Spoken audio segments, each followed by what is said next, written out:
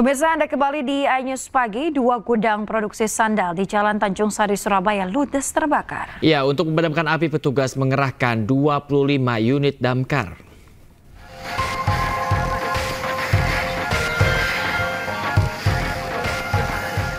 Kebakaran hebat ini melalap dua gedung tempat produksi dan penyimpanan bahan baku alas kaki di Jalan Tanjung Sari, Kecamatan Sukomanunggal, Surabaya. Kebakaran terjadi saat para pekerja yang lembur memproduksi sandal. Api pertama kali berasal dari gudang belakang penyimpanan bahan baku sandal. Kencangnya angin dan banyaknya bahan yang mudah terbakar membuat api merambat ke gedung pembuatan sandal. Petugas menerjunkan 25 unit mobil pemadam kebakaran dan belum diketahui penyebab pasti kebakaran. Jadi karyawan yang masih lembur ini di paling belakang, gedung paling belakang itu ada kepulan asap, diketahui itu. Itu yang terbakar apa, tempat produksi atau gudang dan? Jadi ada tempat produksi yang jadi maupun setengah jadi, atau gudangnya itu. Gudang bahan bakunya ya? Ya, bahan bakunya. Totalnya berapa gudang ya? Jadi sementara mudah-mudahan nggak merembet ya. Ini yang kena 2. Tidak ada korban jiwa karena para pekerja yang masih lembur langsung berhamburan keluar dari gudang untuk menyelamatkan diri. Namun akibat kejadian ini kerugian ditaksir hingga miliaran rupiah. Dari Surabaya, Sony Hermawan, iNews melaporkan. Pemirsa, sebuah truk ditabrak kereta api di perlintasan kereta api tanpa palang pintu di Kecamatan Kebomas, Gresik, Jawa Timur. Akibat kejadian tersebut, asisten masinis meninggal dunia, sementara masinis menderita luka-luka.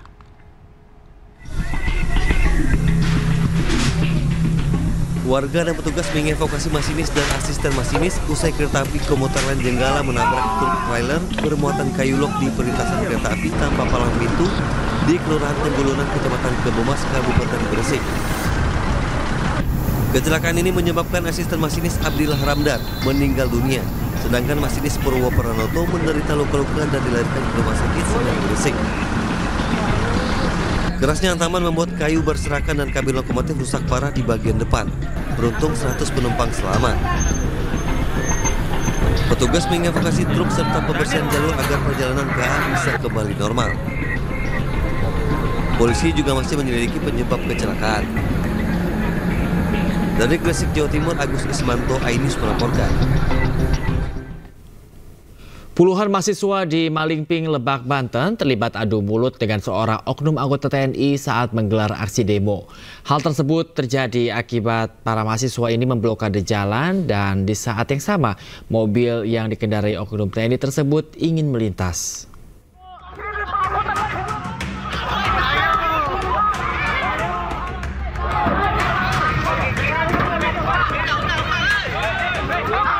Cekcok antara mahasiswa dengan seorang yang diduga anggota TNI terjadi di depan Mapolsek Malingping, Lebak, Banten.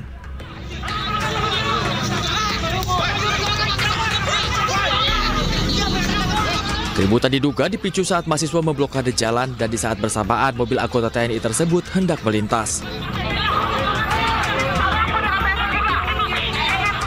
Aksi unjuk rasa dipicu adanya dugaan tindakan menyalahi aturan di mana 2 orang pengedar dan bandar obat terlarang jenis tramadol dan heximer yang ditangkap oleh warga oleh Kapolsek Malingping dipinta untuk bermusyawarah agar pelaku dibebaskan.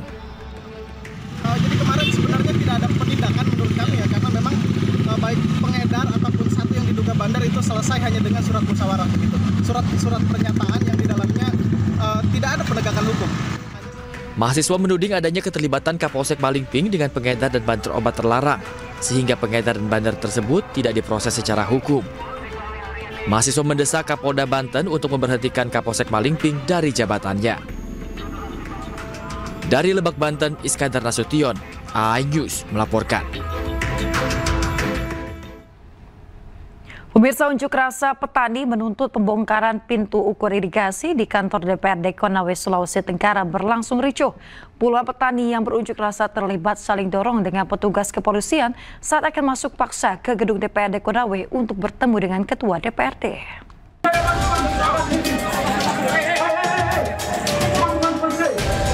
Saling dorong antara petugas kepolisian dan puluhan petani sawah terjadi saat pengunjuk rasa akan memaksa masuk ke dalam kantor DPRD Konawe, Sulawesi Tenggara untuk bertemu Ketua DPRD. Puluhan petani kecewa dengan ketua DPRD yang lambat menemui mereka saat melakukan aksi. Aksi puluhan petani sawah ini dipicu oleh gagal tanam seluas 143 hektar sawah yang diakibatkan pembangunan pintu ukur oleh Balai Wilayah Sungai Konawe sehingga debit air berkurang dan tak sampai ke sawah warga. Beberapa kelompok tani yang berada di wilayah Bendungan Ameroro mengeluhkan terkait bangunan ukur ambang lebar yang dilakukan beberapa bulan yang lalu. Jelaskan bahwa bangunan ukur itu tidak mengurangi debit. Ibaratnya begini, saya tandem 1000 liter. 1000 liter ini harus kebagian air sesuai kebutuhan 1,25 liter per detik. Usai melakukan aksi unjuk rasa, puluhan petani kemudian membubarkan diri dan berjanji akan kembali melakukan aksi unjuk rasa dengan jumlah massa yang lebih besar lagi sampai tuntutan mereka terpenuhi. Dari Kabupaten Konawe, Sulawesi Tenggara, Yuni Tameng, iNews melaporkan. Bupati Indramayu Luki Hakim mengaku siap menghadapi dan memberikan klarifikasi atas kesalahannya berlibur bersama keluarga tanpa pemberitahuan. Sebelumnya, Gubernur Jawa Barat Deddy Mulyadi menyebut jika pelisiran Luki Hakim maksud kami ini merupakan menyalahi aturan dari Kementerian Dalam Negeri.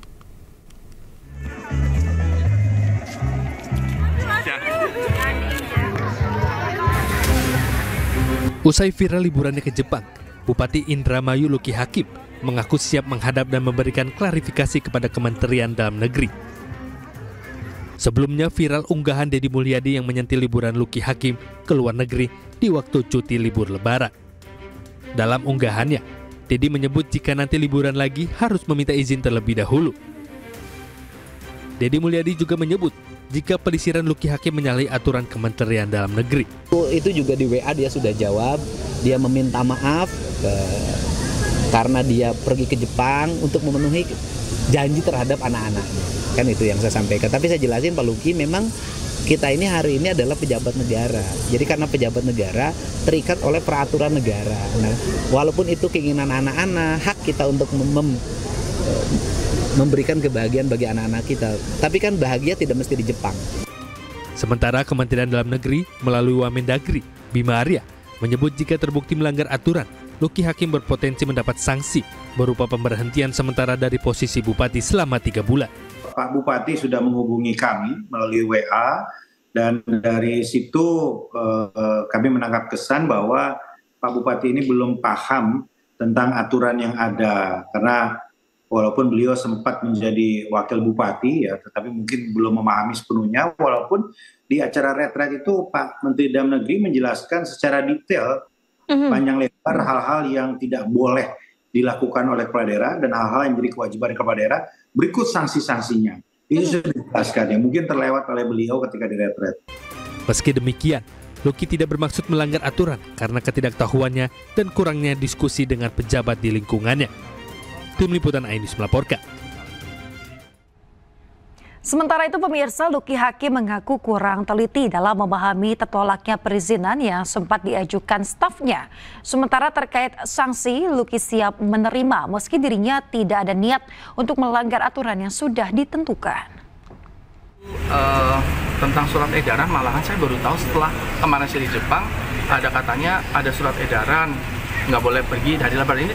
Mungkin saya yang salah karena saya mungkin tidak aware ya, karena saya nggak lihat ada surat edaran yang nggak boleh pergi di hari Lebaran. Tapi memang hari Lebaran kan saya masih di sini, masih patroli Pak Wabu juga keliling-keliling, besoknya juga masih gitu. Dan ketika pergi pun kita teleponan sama Pak Wabu ini luar biasa orang ini, sangat teliti sama bilang, Pak Bupati nanti kalau pergi jangan sampai ada kekosongan kepemimpinan. Oh iya siap Pak Wabu, saya serahkan all out semua untuk Pak Wabub selama saya pergi, pendelegasian. Jadi bukan cuma ngomong tapi pendelegasian gitu loh. Jadi ya bayangan saya semuanya baik-baik saja. Ternyata pas saya pergi di sana, persepsi saya tentang hari itu salah. Maka dari itu saya langsung menghubungi Pak Gubernur, terus terjadi percakapan. Ya saya harus menjelaskan juga ke kementerian. Maka hari ini saya akan ke Kementerian Dalam Negeri untuk memberi penjelasan, klarifikasi. Apakah saya salah? Saya merasa salah karena saya salah dalam mengartikan hari itu adalah hari kerja, sementara di kepala saya hari itu hari kerja, tapi ternyata saya juga masih belum tahu yang sebenarnya itu hari kerja atau hari jumlah hari itu. Karena kan ada pasal di Undang-Undang Nomor 23 itu di bawahnya ada tuh. Jadi nggak boleh pergi ke luar negeri dan tidak boleh 7 hari berturut-turut 7 hari. Kalau 7 hari nggak ada di tempat itu bisa kena sanksi diberikan sanksi tertulis. Terus apalagi kalau misalnya 1 bulan. Jadi definisi saya hari itu hari kerja. Ya saya sebenarnya cuma salah persepsi. Itu salah. Harusnya saya lebih cerdas gitu. Maka dari itu saya mau datang ke Kemendagri di sini. Jadi Pak, saya pulangnya lebih awal sehingga tidak hari yang saya bolos, karena saya nggak bolos, nggak ada hari yang saya bolos gitu loh. Itu seperti itu. Terkait sanksi Pak? Nah, sanksi saya kan belum tahu ya. Kalau memang saya dinyatakan salah oleh entitas yang terkait ya kan itu di sini kan mungkin Kemendagri ada inspektor. Intinya kalau memang itu saya salah sebagai percontohan ya saya siap menerima apapun konsekuensinya. Tapi saya ingin menjelaskan bahwa saya tidak bermaksud seperti itu. Pemirsa, indeks harga saham gabungan atau IHSG dibuka anjlok hingga 9% pada Selasa pagi. Bursa Efek Indonesia pun langsung membekukan sementara perdagangan saham selama 30 menit.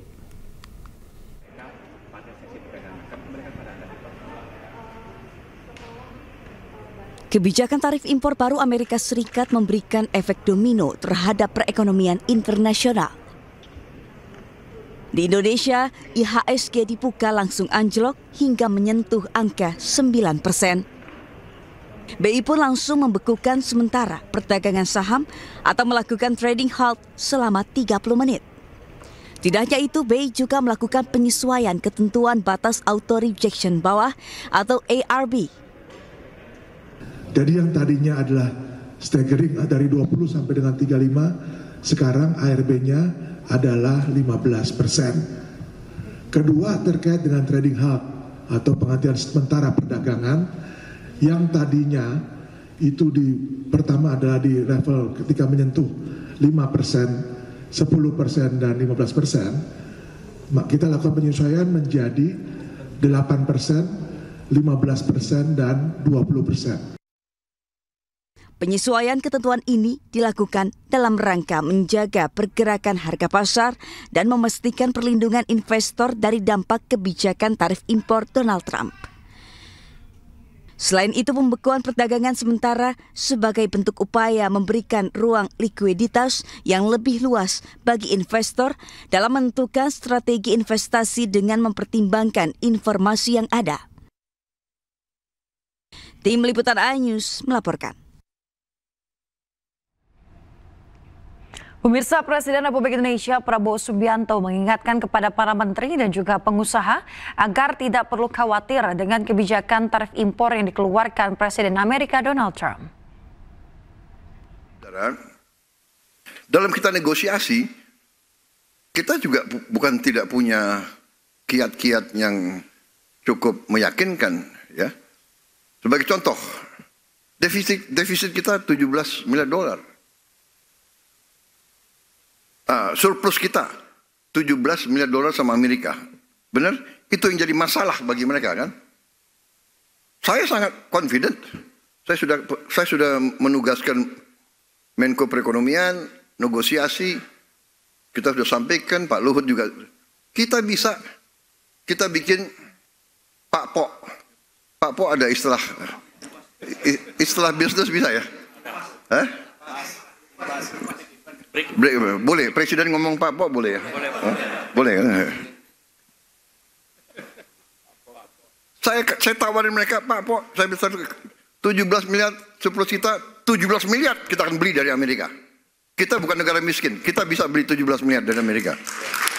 Ya? Apa yang kita butuh dari Amerika? Kita butuh LPG. LPG 8 miliar dolar kita butuh, 9 miliar ya. Kita butuh minyak, BBM, kita bisa impor lagi.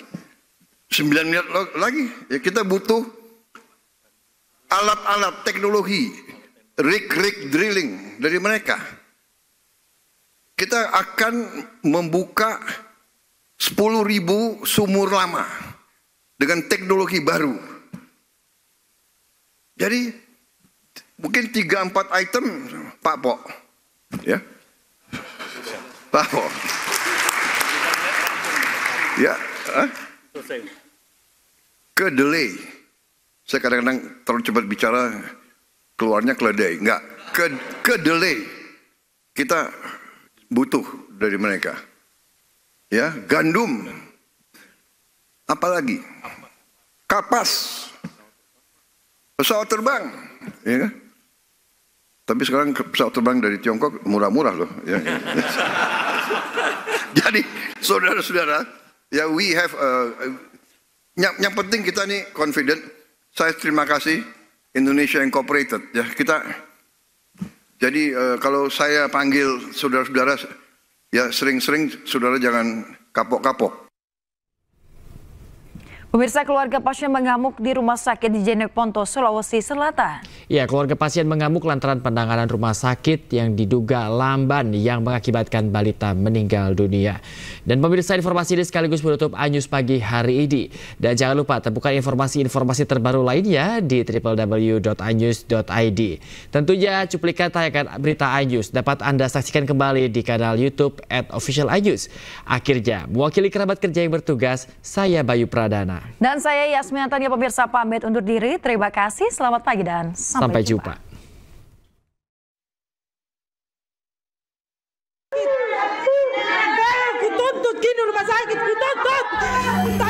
Sejumlah keluarga pasien mengamuk dan berteriak histeris di rumah sakit Lanto Daeng Pesawang, Kabupaten Jeneponto, Sulawesi Selatan. Semua perawatnya, saya sudah berkali-kali bilang, adikku tidak berdikit. Keluarga pasien mengamuk diduga karena lambatnya pelayanan dokter dan perawat yang menyebabkan seorang bayi di kandungan meninggal dunia. Pihak keluarga mengancam akan menuntut pihak rumah sakit lantaran kecewa dengan pelayanan rumah sakit yang tidak memberikan pemeriksaan USG saat pasien yang bernama Sri Devi akan melahirkan. Sementara itu, pihak rumah sakit Lanto Daeng Pesawang menyatakan permintaan maaf kepada keluarga pasien atas ketidaknyamanan pelayanan yang diberikan.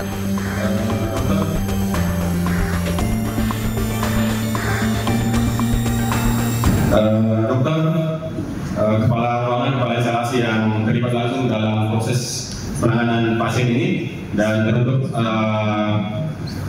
keluarga pasien, sekali lagi saya menyampaikan terima kasih terhadap dan saya menyampaikan permohonan maaf jika sekiranya ada hal-hal yang telah dilakukan oleh teman-teman kami yang membuat keluarga pasien tidak nyaman. Tadi malam 5 kali. Pihak rumah sakit Lanto Daeng Pesawang akhirnya mengambil jalan damai dengan pihak keluarga. Dari Jeneponto, Sulawesi Selatan, Sulaiman Nai, iNews melaporkan. Tidak bisa keluar tengah malam.